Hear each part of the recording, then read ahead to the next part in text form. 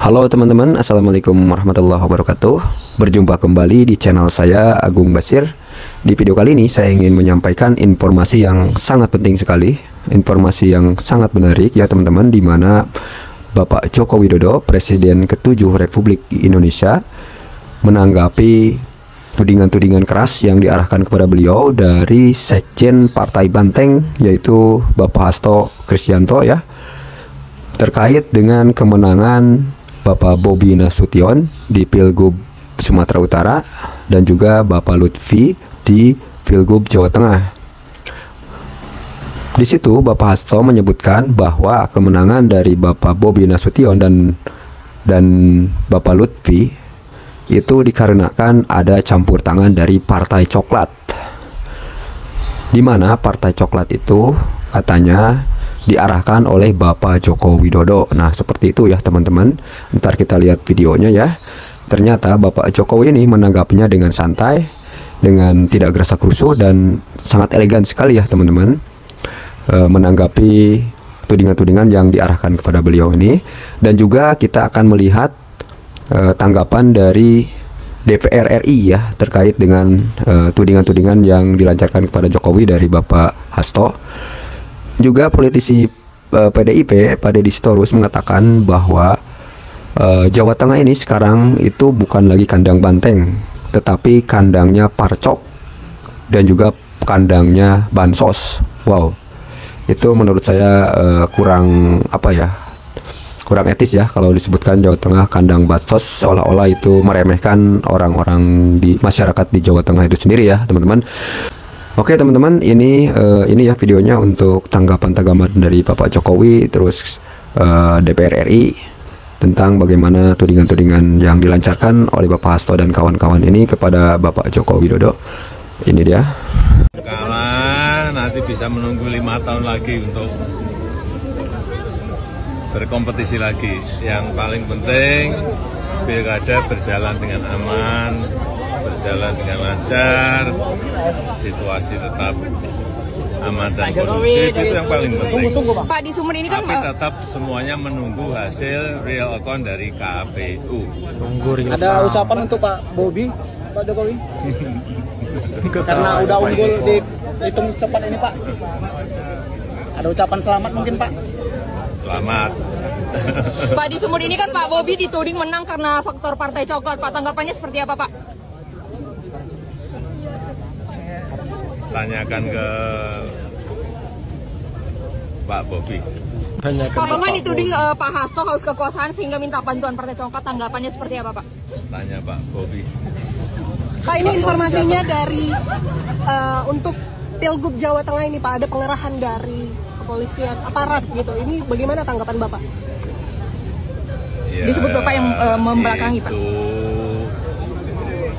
Dibuktikan saja, jangan hanya tuduhan-tuduhan, karena kan ada dilaporkan saja ke Bawaslu, kan ada mekanismenya, atau dibawa ke MK, kan ada mekanismenya.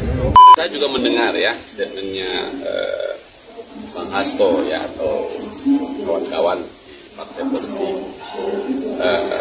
Pandangan saya dan sebagai mitra kami di Komisi 3 kepolisian dalam bentuk pengawasan baik di pusat maupun di daerah, apa yang disampaikan oleh beliau itu belum pernah saya dengar itu. Dan tugas-tugas kepolisian memang begitu, artinya menjaga ketertiban, menjaga harkat tipmasnya itu ya, dan dia hadir di masyarakat dalam rangka ini semua. Nah, ketika pilkada mereka hadir menjaga, tidak berapa itu satu polisi, nggak bisa satu TPS, kan harus dijaga itu ya, sehingga pesta demokrasi kita ini dalam sistem peraturan perundang-undangan kita mengharuskan baik itu penyelenggara seperti KPU, Bawaslu, tapi juga kepolisian, kejaksaan. Nah, itu yang disebut gakumdu. Jadi memang hadir mereka dalam pesta demokrasi ini, tapi dengan porsinya masing-masing. Sepanjang yang saya lihat terutama pilkada ini, kebetulan saya di Sumatera Utara, salah satu timnya, dan saya ketua tim pemenangan Bobi Surya yang menjalankan aktivitas di sana. Saya melihat kepolisian kepolisian yang menjalankan tugasnya sebagai polisi, jaksa menjalankan fungsinya sebagai jaksa, dan KPU penyelenggara, Bawaslu yang mengawasi partai politik atau peserta pemilu menjalankannya. Begitulah pesta ini berjalan, sehingga saya tidak setuju dan tidak melihat ada partai coklat. Dan jika saudara-saudara bertanya, apakah Jawa Tengah bukan lagi kandang banteng? Ya, dalam arti pemilihan gubernur. Tetapi sekarang rekan-rekan wartawan semua mulai hari ini bisa menyebut Jawa Tengah bukan sebagai kandang banteng lagi, tapi sebagai kandang bansos dan parcok. Waduh, kandang bansos dan parcok. Maksudnya apa gitu? Apakah warga Jawa Tengah dengan mudahnya bisa dihipnotis dengan bansos? Waduh, untuk meraih suara. Saya nggak percaya sih teman-teman.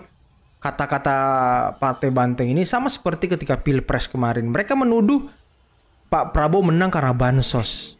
Ya masa dari 90 juta orang itu dikasih bansos semua? Kan nggak masuk akal. Dan saya juga nggak percaya Jawa Tengah, warga Jawa Tengah itu hanya dikasih bansos terus memilih paslon tertentu. Saya nggak percaya sama sekali teman-teman. Ya kalaupun itu disebutkan oleh oknum-oknum Partai Banteng, ya kita lihat siapa gubernurnya selama 2 tahun belakangan ini. Sampai-sampai warganya bisa dibegitukan, hanya diberikan bansos kemudian suaranya diberikan kepada orang tersebut. Nah kita lihat siapa yang berkuasa selama 10-20 tahun di Jawa Tengah teman-teman. Kan itu saja patokan kita ya kan. Lalu di mana kandang banteng kawan-kawan? Kami dari 6 provinsi sebelumnya, data saat ini sudah memenangkan 14 provinsi. Kami memenangkan DKI Jakarta. Jadi dari Jawa Tengah, PDI Perjuangan kandangnya sekarang di ibu kota Jakarta. Hai morning netizen, salam sehat ya. Yang mendengar pernyataan Hasto dan sekarang Deddy Sitorus ya. Serangan Sekjen PDIP Hasto Kristianto ke Presiden Jokowi dinilai blunder. Pengamat Haidar Alwi mengatakan serangan Hasto justru bisa merugikan partai. Kandangnya sekarang di ibu kota Jakarta. Saudara-saudara sekalian, saya mengenal Jawa Tengah dengan baik. Saya terpilih sebagai anggota DPR RI 3 kali. Saya sudah mengungkapkan kesombongan adalah awal dari kejatuhan. Jauh saat proses Pilpres kemarin baru dimulai. Arogansi yang diekspresikan dari mulai ketua umum, sekjen, dan para elitnya sangat memperlihatkan kesombongan luar biasa. Dan hari ini PDIP mengalami akibat kejatuhan dari kesombongan, baik itu ketua umumnya, sekjennya, dan para elitnya. Bahkan beberapa sesepuhnya dengan sombongnya mengekspresikan bahwa tidak ada yang setara dengan seorang Megawati. Ketika Ibu Megawati mengekspresikan betapa Jawa Tengah itu penting sekali. Bagaimana dia bercerita Megawati menjadi anggota DPR RI 3 kali daerah pemilihan Jawa Tengah dan berhasil. Dan kemudian ada era kekosongan ketika di 2004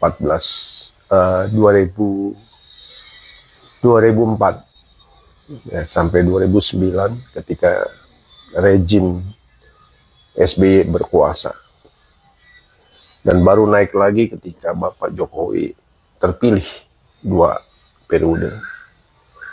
Apa yang kita bisa lihat di sini bahwa ya, saya terus terang terharu mendengar bagaimana ungkapan ekspresi kekecewaan seorang Megawati.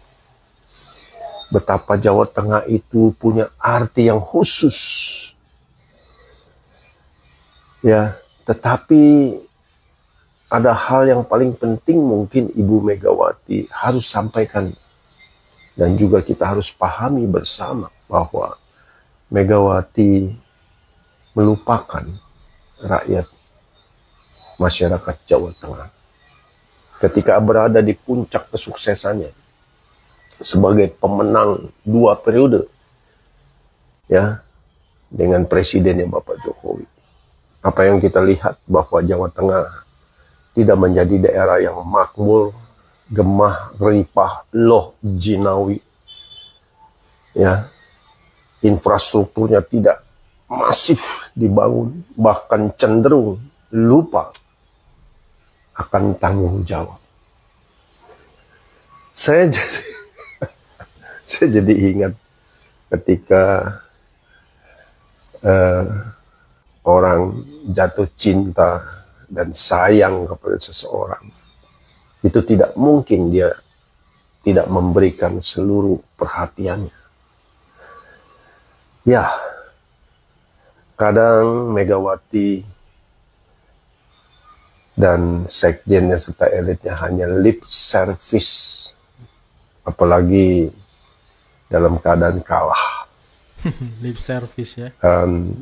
Rakyat Jawa Tengah belajar satu hal, bahwa Megawati sudah lari dari fitrahnya sebagai partai wong cilik.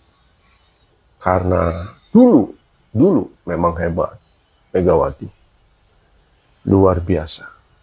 Ya, saya mengakui bahwa PDIP dengan Megawatinya luar biasa. Ya, tapi sayang suka amnesia. Suka lupa ingatan. Ya, saya prihatin buat kalian di PDIP.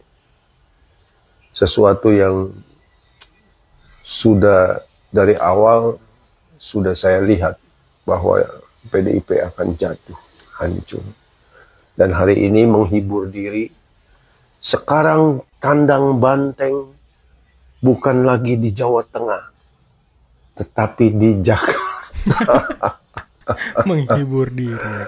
Ya, sayangnya Jakarta bukan ibu kota lagi. Ibu kota sudah dipindahin ke IKA. Nah itu ya teman-teman ya, tanggapan dari Bapak Joko Widodo itu ditanggapinya dengan sangat elegan sekali ya, dengan santai-santuy. Dan juga anggota DPR menanggapinya dengan itu titik itu tidak benar katanya, seperti itu ya. Itu hanya hanya omon-omon dari yang kalah aja ya, dari yang kalah kontestasi ya, pasti omon-omonnya ya seperti itu ya, tuding sana tuding sini ya teman-teman ya. Oke teman-teman, sekian dulu ya video dari saya.